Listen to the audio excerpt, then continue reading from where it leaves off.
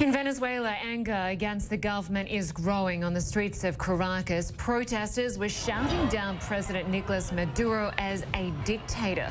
Police shot tear gas canisters into the crowd, which some protesters threw back. The rallies erupted when Mr. Maduro banned an opposition leader.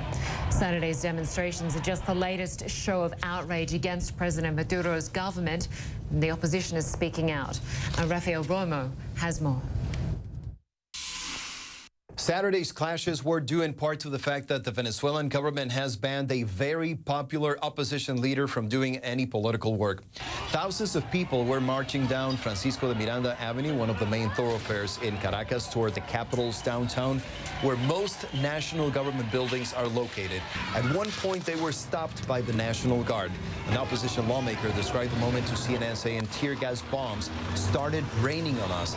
Former presidential candidate Enrique Capriles, who was told Friday he can no longer do any political activity, said the show of force was unnecessary. This is repression. This is a crime. They're committing crimes and violating human rights by stepping on the rights of people. The government has staged a self-coup, and what they're now doing to me is part of it. This is the fifth consecutive day of protests in Caracas and elsewhere in Venezuela. Demonstrators are also protesting the Venezuelan Supreme Court, which issued a ruling stripping the parliament of its legislative power and giving it to itself.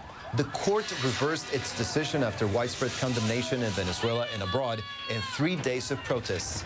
Earlier this week, Socialist President Nicolás Maduro described the protesters as terrorists and vandals. We have them all identified. They're all identified. They will fall one by one, and they will go straight to face justice. The president said 30 people had been detained, but a Venezuelan human rights group reported Saturday there had been 164 detentions since Tuesday. Venezuela is facing a deep humanitarian crisis sparked by an economic meltdown. Shortages of basic food products and medicines are commonplace. The Venezuelan opposition collected enough signatures to hold a recall referendum, but the government's electoral council has delayed and blocked efforts to carry out elections. Rafael Romo, CNN, Atlanta.